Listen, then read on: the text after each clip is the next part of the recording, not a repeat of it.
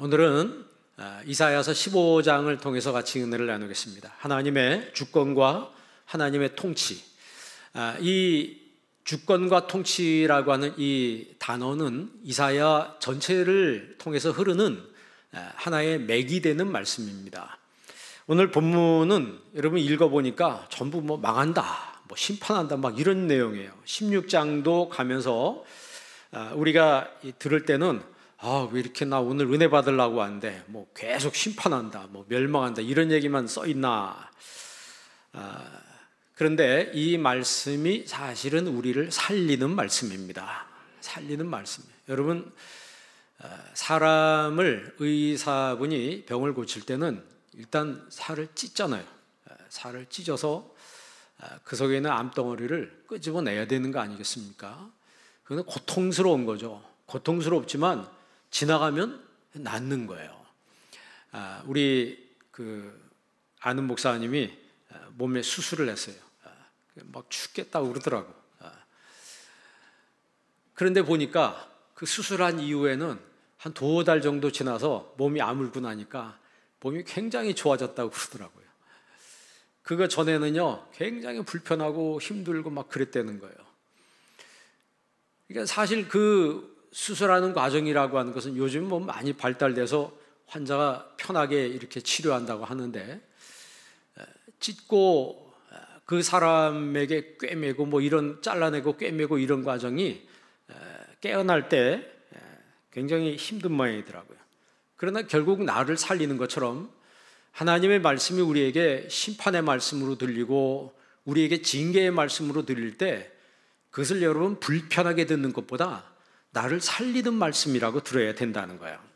오늘 모압이 당할 심판에 대해서 본문의 이야기를 하고 있습니다. 모압이 하나님 말씀의 경고의 말씀을 듣는데 깨닫지 못하는 거예요.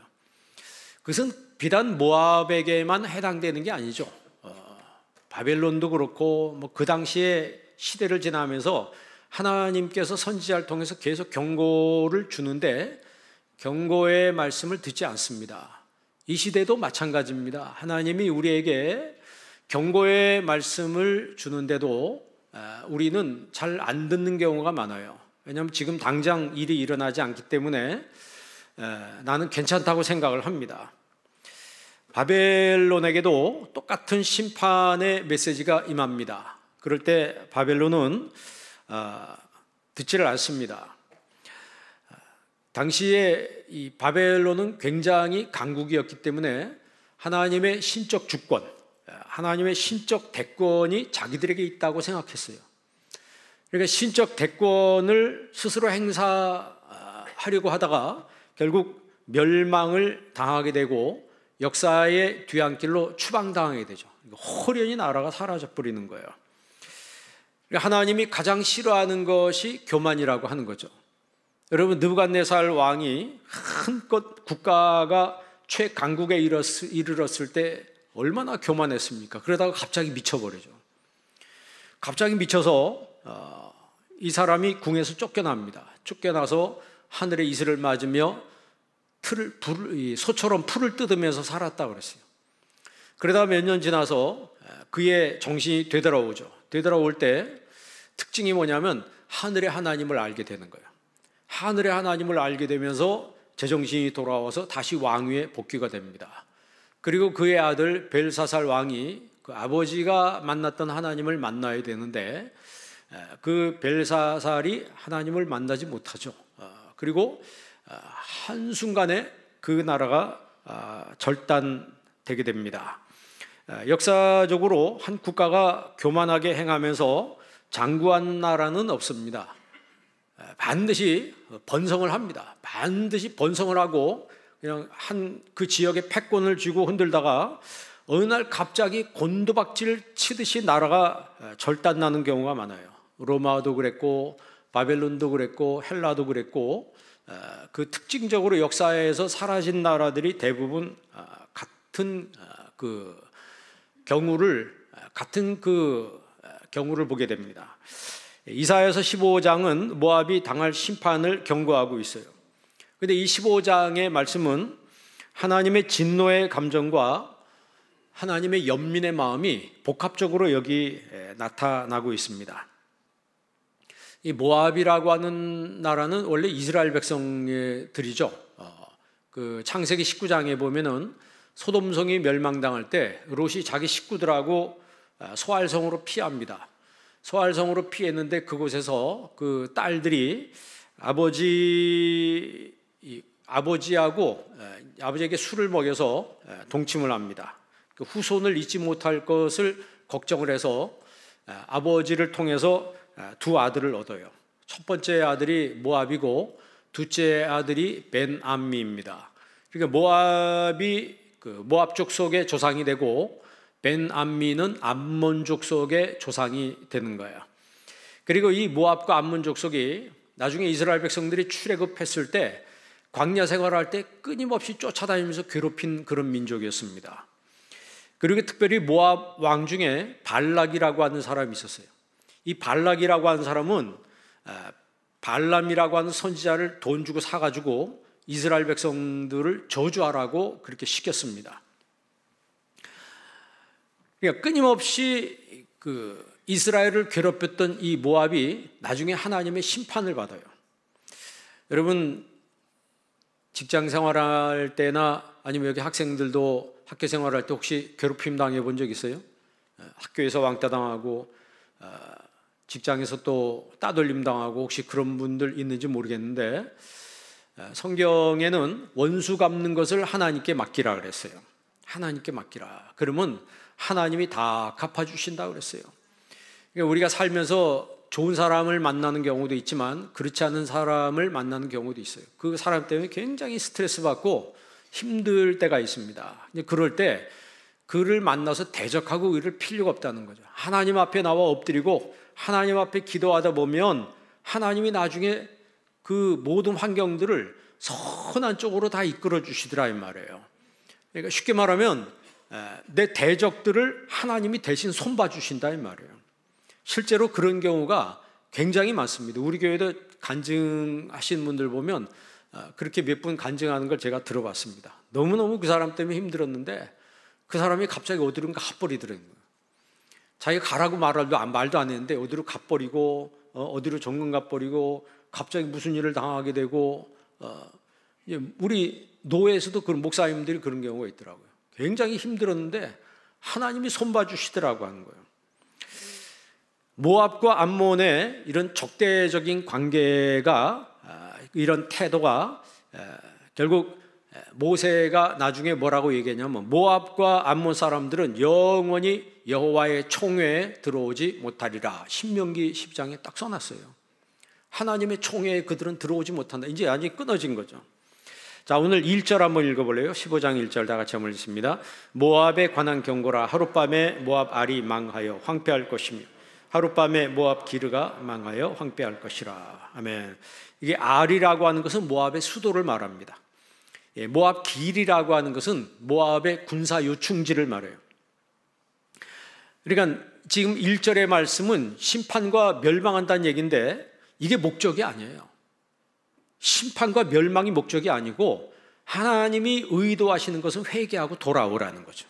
회개하고 돌아오라는 건데 이 애절한 이사야의 호소가 그들에게 전달될 때 그들이 이것을 마음으로 받지 못하고 오히려 더 강팍해지죠. 모압은 역사 속에서 운행하시는 하나님의 주권을 인정하지 않았습니다. 하나님의 통치도 믿지 않았어요.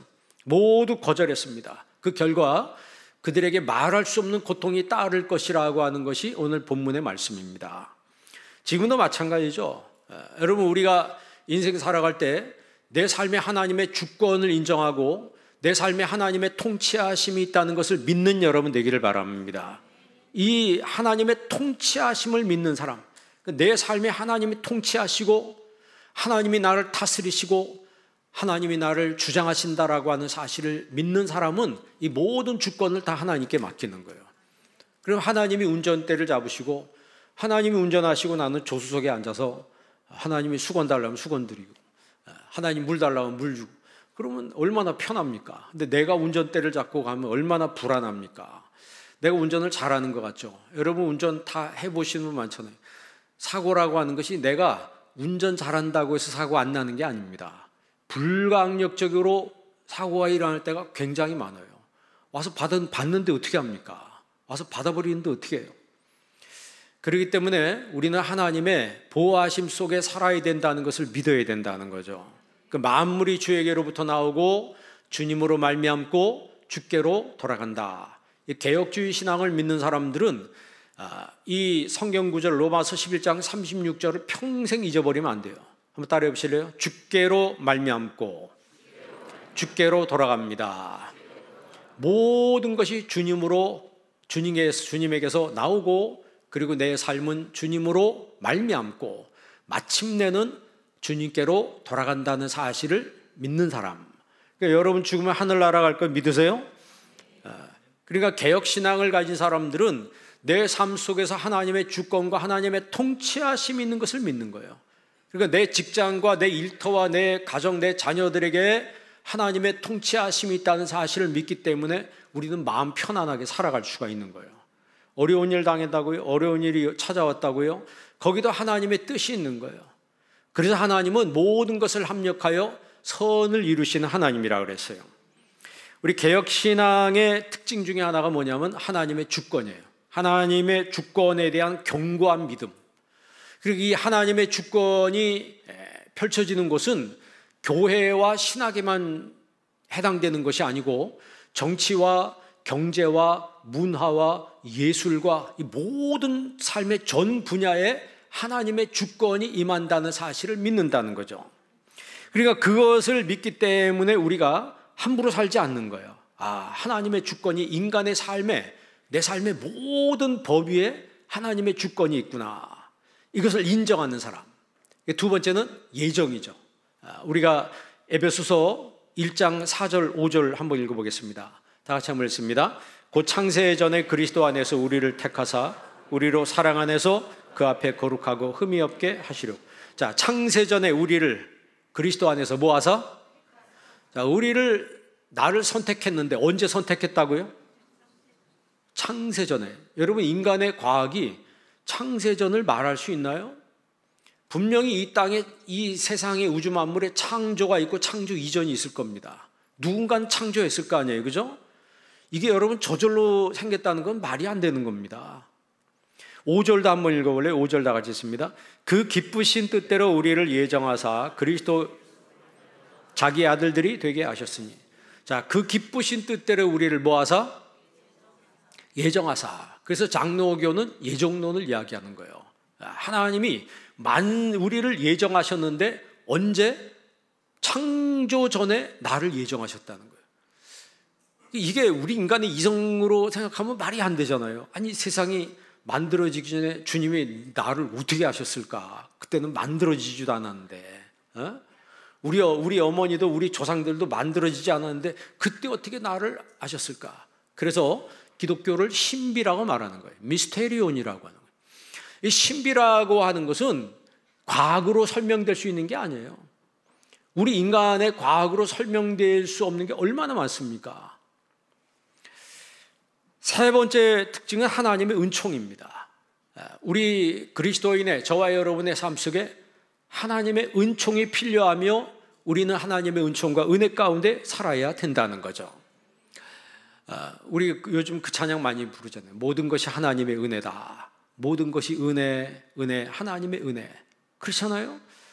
그러니까 하나님의 은혜가 임할 때 그 사람이 풍성한 삶을 사는 거예요. 여러분 인생을 살아갈 때 풍성한 삶을 사는 여러분 되시길 바랍니다. 도둑이 오는 것은 도둑질하고 죽이고 멸망시키는 것뿐이요 내가 온 것은 양으로 생명을 얻게 하고 더 풍성히 얻게 하려 함이라 그랬어요. 그런데 내가 풍성한 삶을 원한다고 해서 풍성한 삶을 사는 건 아니죠. 그렇죠? 여러분, 내가 원한다고 해서 그 삶이 이루어지는 게 아니에요. 예수님 안에 있을 때 풍성한 삶이 이루어지는 거예요. 오늘 우리 성가대 찬양이 딱 그 말씀입니다. 예수님 안에 있을 때 찬양과 영광과 존귀, 이 모든 것들이 드러나며 비로소 우리의 삶에 풍성한 삶이 시작되는 거예요. 그리고 네 번째가 하나님의 말씀에 대한 권위. 여러분 예배 드릴 때 하나님 말씀 듣잖아요. 이 말씀의 권위를 인정하는 사람은 하나님 말씀 들을 때 굉장히 기쁩니다. 이 말씀은 나에게 주신 말씀이로구나. 그런데 하나님 말씀을 여러분이 들어도 계속 연속적으로 듣지 않아요. 하나님 들으면서 자꾸 딴 생각하고 이 생각 저 생각하고 이 자꾸 끊어집니다. 필름이 끊어져 딴 생각하다가 또 말씀이 들려. 그러다 또 끊어져 딴 생각하고 그러다 또 들려. 이 계속 끊어지다 들리고 이러니까 이제 그런 분한테는 설교가 길어지는 거예요. 설교가 길다고 느껴지는 거예요. 왜? 계속 끊어지니까 이거 뭐 왜 이렇게 뭐 많어 설교가 잡다해. 근데 집중하고 여러분들이 설교의 맥을 딱 잡는 사람은 설교가 1시간 설교 들어도 굉장히 짧아요. 그래서 서울의 어떤 교회는 설교 1시간 반 하는 교회가 있고 어떤 교회는 25분 설교하는 교회가 있어요. 그거는 이제 목사님마다 그 차이점이 있겠죠. 중요한 것은 하나님의 말씀을 연속적으로 듣는 사람은 설교가 짧든지 길든지 중요한 것은 은혜를 받는다는 거죠. 은혜를 받는 거예요. 여러분, 하나님의 주권과 하나님의 통치를 인정하는 사람의 삶의 특징이 뭐냐면 회개하는 거예요. 회개하는 거예요. 지금 오늘 하나님이 이 모압 백성들에게 이사야를 통해서 심판과 징계의 말씀을 하는 것은 멸망이 목적이 아닙니다.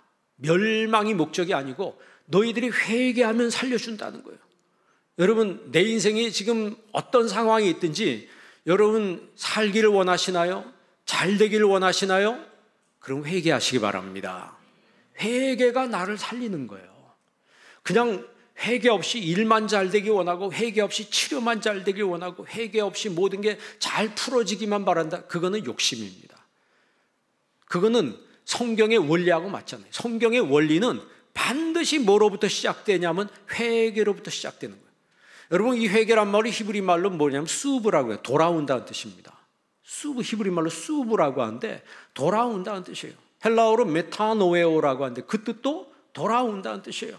다시 말하면 유턴해서 하나님께로 돌아올 때 모든 것이 회복된다라고 하는 거죠. 모든 것이 회복돼요. 하나님께서 회개의 기회를 주시는데 모압은 깨닫지 못합니다. 그러니까 이사야만 이야기하는 것이 아니고 예레미야도 똑같이 얘기해요. 예레미야서 48장 14절 15절 한번 읽어볼래요? 다 같이 한번 읽습니다. 너희가 어찌하여 말하길 우리는 용사요 능란한 전사라 하느냐. 만군의 여호와라 일컫는 왕께서 이와 같이 말하노라. 모압이 황폐하였도다. 그 성읍들은 사라졌고 그 선택받은 장정들은 내려가서 죽임을 당하니. 이 모압 사람들이 우리는 용사요, 우리는 능란한 전사라. 자기들은 전사고 용사다 이 말이에요. 그러면서 15절에 뭐라 그래요? 그런 그들을 향해서 모압이 황폐하였도다. 결국 망한다 이 말이죠. 그러니까 이 이사야와 예레미야서에 모압에 대한 말씀이 여러 구절 나옵니다. 그 특징이 뭐냐면 그들이 아무리 많이 모아놓고 아무리 좋은 것을 자랑하고 자기들이 부유하다 할지라도 그들이 자랑하는 것들을 하나님이 다 뺏어가겠다는 거죠. 특징이 그거예요. 너희들이 자랑하는 거, 그러니까 내가 자랑스러워하는 것들을 하나님이 다 걷어가신다는 거죠. 그러니까 결국 모압은 정치적으로, 군사적으로, 경제적으로 모든 면에서 결국 나라가 거꾸러진다는 거예요. 우리 대한민국도 마찬가지죠. 이 모압의 멸망을 보면서 우리는요, 다시 한번 우리의 옷깃을 여며야 합니다. 지금 살만하다고 우리가 나태해지면요, 순식간에 뒤집어질 수 있어요. 우리 중국하고 일본 사이에 껴있는데 일본이 뭐 안 나간다고 그러는데 여러분, 일본의 기초과학이 우리나라보다 훨씬 위입니다. 저번에도 말씀드리지만 중국이라고 하는 나라는 한 해 대학생이 1,500만 명이 졸업한대요. 그중에 공대생들이 450만 명이래요. 우리나라는 전체 대학생 졸업해봤자 50만 명 정도 된다고 그래요. 그런데 이 학생들이 의대 쪽으로 많고 다른 분야 많고 공대가 그렇게 많지 않대요. 그런데 중국은 공대생들만 450만 명이래, 한 해. 그러면 나중에 여러분, 우리나라하고 이게 과학의 연구가 어떻게 되겠습니까? 지금 중국의 20대 애들이요, 996이라고 그랬잖아요. 996이 뭐예요? 9시에 출근해서 9시에 퇴근하고 6일 동안 일한대요. 우리는 주 5일제인데 이제 4.5일제 하자는 거예요. 예? 그러면 그렇게 놀다가 한 나라는 그렇게 놀자고 그러고 한 나라는 9시에 출근해서 밤 9시까지 일하고 6일 동안 일한다는 거예요. 만약 연구를 그렇게 한다면 나중에 어떻게 되겠습니까? 나중에 어떻게 되겠어요? 인천에 있는 그 공장하는 베어링 공장 사장 하는 분이 이런 얘기를 하더라고요. 베어링 하나에 700원이래요. 아니, 그 700원인데 중국제가 들어오는데 60원에 들어온답니다. 근데 품질이 더 좋대요. 그러면 어떻게 하겠습니까? 물론 중국은 보조금을 주죠. 보조금을 계속 줘서 경쟁해서 상대방이 망하게 만듭니다. 경쟁이 안 되잖아요. 그러니까 그 친분 때문에 그분 그 700원짜리를 계속 쓰다가 60원짜리가 계속 들어오니까 안 쓸 수가 없다는 거예요. 왜냐하면 자기 회사가 망하게 생겼으니까. 그러면 결국 어떻게 돼요? 회사들이 다 도산하게 되는 거예요. 그러니까 우리나라는요, 지금 정신 바싹 차려야 합니다. 정신 바싹 차려야 돼요. 그런데 저는요, 목사로서 우리나라는 망하지 않습니다. 왜 망하지 않은 줄 아세요? 이렇게 여러분과 같이 예배하는 사람이 있기 때문에 망하지 않습니다. 예배하는 사람이 있고 기도하는 사람이 있기 때문에. 공통적으로 전 세계적으로 주일날 11시에 이렇게 예배를 제일 많이 드리는 나라는 전 세계 우리나라밖에 없어요. 전 세계 새벽 기도를 제일 많이 하는 나라는 우리나라밖에 없습니다. 영적으로 보면요, 하나님 앞에 무릎 꿇는 민족을 하나님이 축복하셨어요. 하나님 앞에 무릎 꿇는 민족을 하나님이 축복하셨습니다. 제가 그 고신대 병원에 가서 고신대 원장님이 그런 얘기를 하더라고요. 그 고신 측을 이제 방문했었는데 그 고신 측 교단에 속한 병원이 이제 고신대 병원이라고 이제 부산에 있더라고요. 그날 아침에 모든 의사와 간호사 이런 분들이 직원들이 다 같이 모여서 예배를 드리고 시작한다는 거예요. 요즘 다른 병원들 적자 병원들이 많은데 그 병원은 항상 흑자래입니다. 그게 여러분 우연히 그렇게 되는 거겠어요? 여러분 신앙생활 할 때 항상 예배 중심으로 신앙생활 하시기를 바랍니다. 그게 아무것도 아닌 것 같아도 거기에 여러분 힘이 있는 거예요. 거기 바로 힘이 있는 거예요. 모압이 왜 하루 만에 멸망할 길을 갔는가? 그거는 하나님을 찾지 않고 자기 방법대로 사는 거예요. 다시 말하면 교만했기 때문에 그런 거예요. 하나님이 제일 싫어하는 것이 교만입니다. 여러분 예레미야서 48장 29절 한번 읽어볼래요? 예레미야서 48장 29절 다 같이 한번 읽습니다. 우리가 모압의 교만을 들었나니 심한 교만 곧 그의 자고와 오만과 자랑과 그 마음의 거만함이로다. 모압의 교만을 들었다 하면서 심한 교만이라고 그랬어요. 굉장히 얼마나 자부심을 가졌겠어요. 얼마나 자부심이 있었고 그 자고와 오만과 자랑과 그 마음의 거만이로다 그랬어요. 우리가 보통 그러죠. 지식이 많으면 교만하고 지식이 많으면 교만하고 재물이 많으면 거만하고 경험이 많으면 오만하다는 거예요. 그게 자기가 경험이 많기 때문에 이 오만함이 해가지고 상대방을 인정을 안 하려고 그래요. 돈이 많으면 거만해진다 그러죠. 사람이 행동하는데 자기가 좀 많다 이거예요. 거만스럽게. 이 교만은 뭐예요? 좀 많이 배웠다, 뭐 많이 안다 이 말이죠. 그러나 결국 그런 것들이 자기 자신이 인생에 정말 하락의 길로 걸어가도록 만든다는 거예요. 우시아가 여러분 유다 왕이지 않습니까? 근데 자기가 가장 국가가 번영할 때 이젠 더 이상 이룰 것이 없었어요. 다 가졌어요. 근데 가만 보니까 자기가 못하는 게 하나 있었어요. 그게 뭐냐면 제사장이 하는 걸 자기가 못해요. 그래서 제사장 보고 내가 이제 분향을 하겠다. 제사장 일을 하겠다는 거예요. 그런데 막았잖아요. 70명의 제사장들이 그걸 막았어요. 안 된다고. 그러니까 뿌리쳤다고 그랬어요. 다 뿌리치고 자기가 분향을 하려다가 이 몸에 나병이 걸려버리죠. 나병이 걸려서 그 우시아는 죽을 때 나병 걸려서 죽었어요. 별실에서 죽을 때까지 별실에서 격리돼 살다가 죽었습니다. 성경이 역대하 26장 16절에 그가 강성하여짐에 그의 마음이 교만하여 그랬어요. 그가 강성하여짐에 그의 마음이 교만하여. 여러분 강성하고 여러분 부하고 여러분 잘 될 때 겸손하시기 바랍니다. 그런 사람이 지혜로운 사람이죠. 그런 사람이 지혜로운 사람이에요.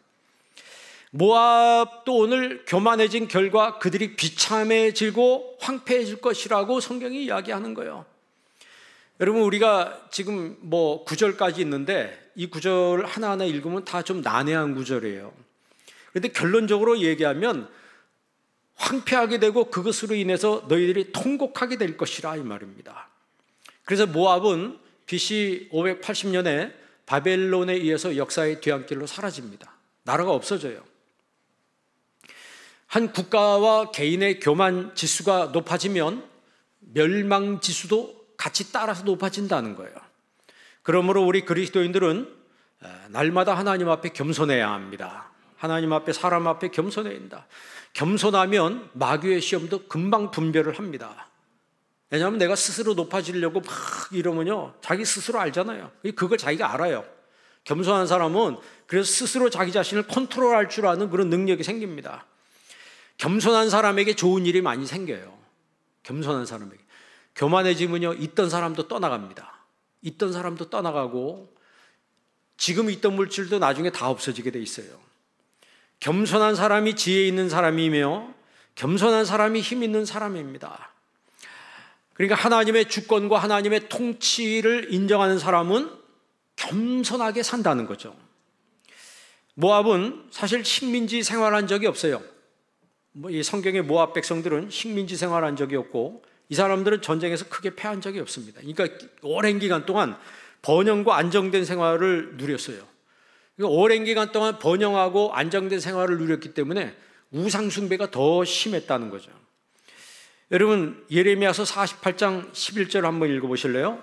다 같이 한번 읽습니다. 모압은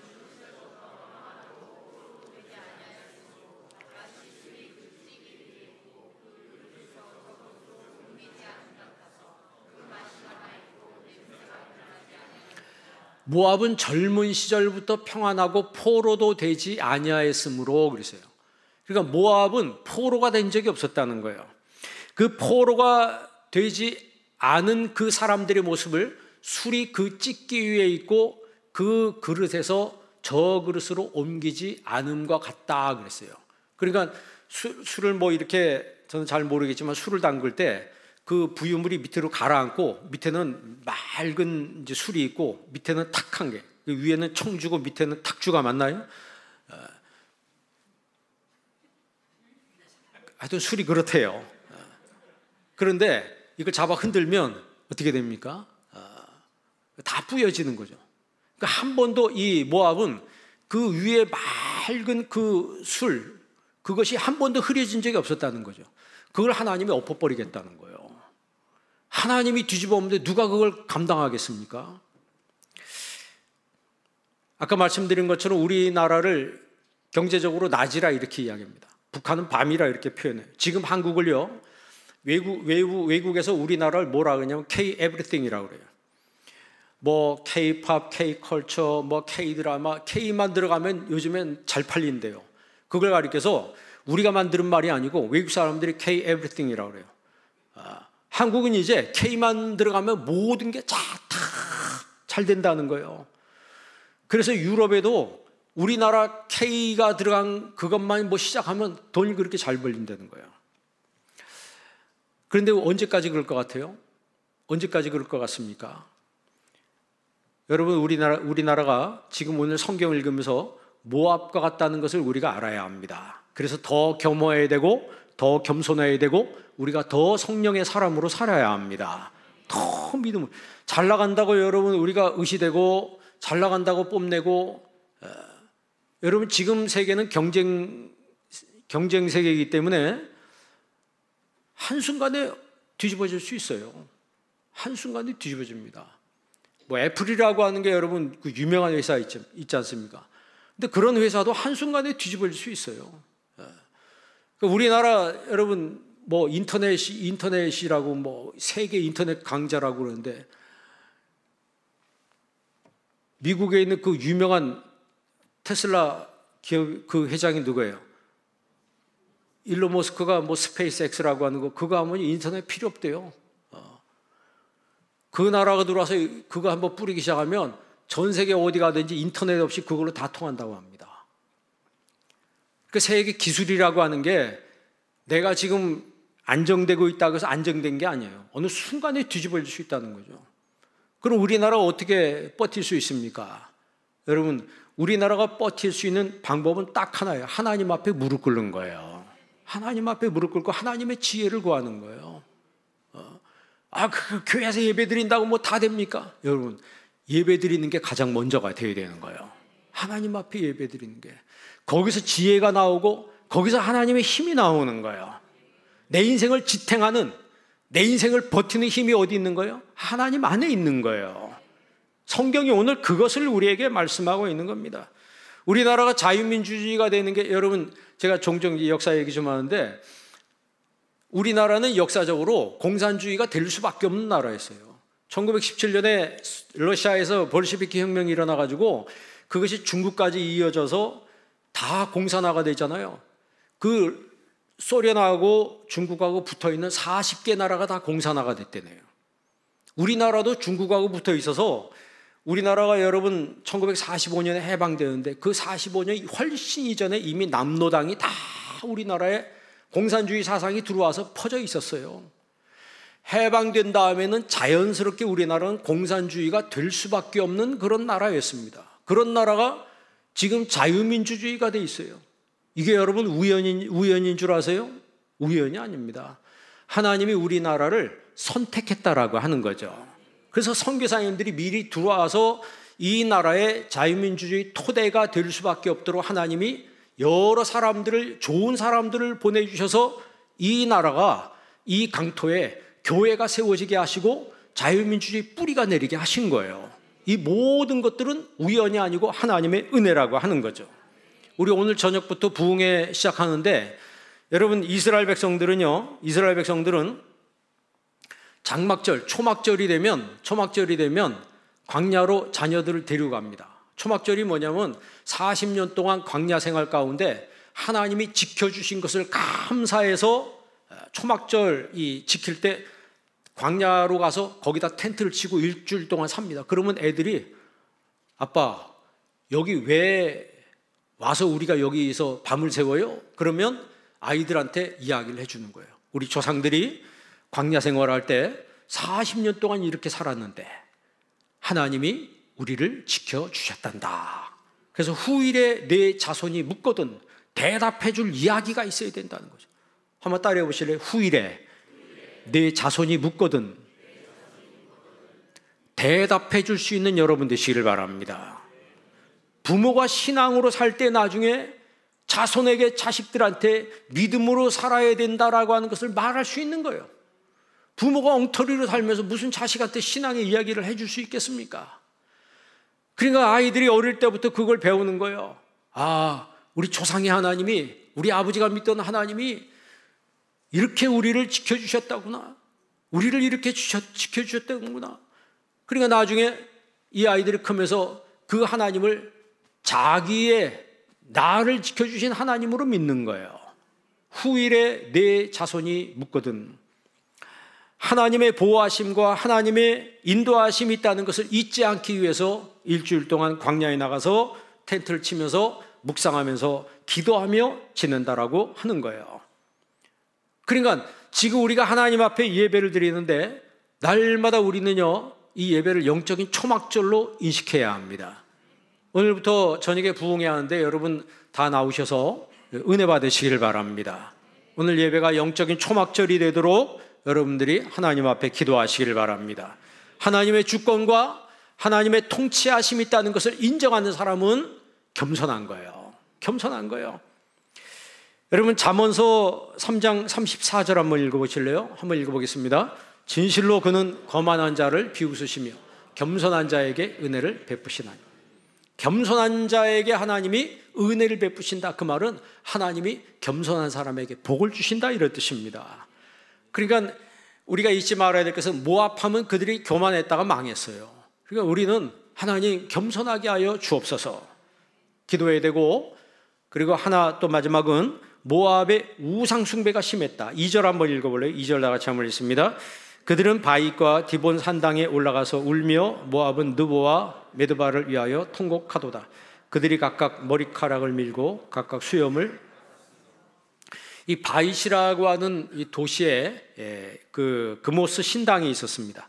이 모압 족속을 가리켜서 그모스의 백성이라 이렇게 얘기해요. 그모스는 모압의 신입니다. 그 그모스의 백성이라 이렇게 불렸어요. 그런데 그 그모스가 이 모압이 고통당할 때 아무런 도움을 주지 못했다. 열왕기하 3장에 보면 모압 왕 메사가 자기의 신 그모스에게 자기 아들을 번제로 드리는 그런 장면이 나옵니다. 솔로몬 왕도 처음에 지혜롭고 신앙이 좋았지만 나중에 이방 여자들을 정략적으로 많이 데리고 오죠. 아내가 몇 명이라고요? 아내가 몇 명이에요? 1000명. 정실 부인이 몇 명? 700명. 엑스트라 와이프가 300명. 좋을 것 같아요? 솔로몬이 잠언서에 뭐라 그랬어요? 광야에서 혼자 사는 게 낫다 그랬어요. 한 명도 힘든데 1000명의 여자를 어떻게 데리고 삽니까? 그런데 이 여인네들이 오면서 다 자기 우상을 가지고 왔어요. 근데 이 여자들이 굉장히 세잖아요. 다 조용한 것 같은데 여러분 다 조용하시죠? 근데 여자들이 강합니다. 이 여자들이 전부 우상을 가지고 들어와요. 근데 모압 여인이 솔로몬의 부인으로 옵니다. 솔로몬의 부인으로 오면서 그모스 신상을 가지고 들어와요. 그래가지고 예루살렘 성전 앞에 그모스 신당을 세워요. 그러니까 솔로몬이 그냥 다 허락을 하는 거예요. 그 정도로 여자가 센 거예요. 그러니까 여자가 기도해야지 교회가 사는 거예요. 여자가 기도할 때 집이 사는 겁니다. 새벽기도 나오란 얘기예요. 여자가 기도할 때 자식들이 사는 거예요. 여자분이 새벽기도 안 나오면요 침대에서 발로 밀어내세요. 새벽기도 가야지. 발로 밀어내. 한 사람이라도 새벽을 깨우는 사람이 있어야 합니다. 한 사람이라도 새벽을 깨우는 사람이 있어야 돼요. 모압의 신 그모스를 향한 애착심이 하나님의 진노를 격발시켰습니다. 여러분 한 절만 읽고 마치겠습니다. 이사야서 3절 한번 15장 3절 다 같이 한번 읽습니다. 거리에서는 굵은 배로 몸을 동였으며 지붕과 굵은 배로 동인다는 것은 초상 치를 때 하는 그런 행위죠. 그리고 지붕과 넓은 곳에서 애통하며 심히 울었다고 했어요. 그러니까 4절에 보면 비명을 지른다 그래요. 그러니까 비명을 지르고 울고 해도 아무도 그들을 돌아보는 사람이 없었다는 거예요. 그러니까 이사야가 지금 모압을 향해서 지금 가슴 아프게 부르짖고 외치는 거예요. 그렇게 하면 당신들은 망한다. 그런데 모압은 깨닫지 못했다는 거예요. 오늘 이 말씀을 여러분 나에게 주신 말씀으로 받으시기를 바랍니다. 모압의 모습을 보면서 우리 인생의 흥망성쇠가 하나님 손에 달려있다는 사실을 우리는 알아야 합니다. 그래서 하나님의 주권과 하나님의 통치하심을 인정하고 하나님 말씀에 철저히 순종하는 삶을 사는 여러분 되시기를 바랍니다. 회개하는 마음으로 하나님 말씀에 내가 애통함으로 순종하는 모습으로 주님 앞에 설 때 주님께서 우리의 삶의 모든 것들을 회복시켜 주실 것입니다. 하나님의 주권과 하나님의 통치를 인정하며 사는 복된 성도가 되길 주의 이름으로 축원합니다. 기도하겠습니다. 좋으신 아버지 하나님 감사합니다. 오늘 이사야를 통해서 주신 이 모압에 대한 말씀이 나에게 주신 말씀인 걸 알게 도와 주옵시고 기도하오니 평생에 교만하지 않게 하여 주옵시고 겸손하게 하나님을 섬기는 그리스도인이 되게 하여 주옵시며 내 평생에 내 삶의 우상이 아직도 나를 주장하고 있다면 이 세상의 우상들을 하나둘씩 제거할 줄 아는 믿음을 저희들에게 더하여 주시옵소서. 그래야 나를 통해서 역사하신 하나님의 주권과 하나님의 통치를 인정하며 아버지 하나님 앞에 겸손하게 무릎 꿇는 하나님의 백성들이 되게 하여 주옵소서. 예수님의 이름으로 기도합니다. 아멘.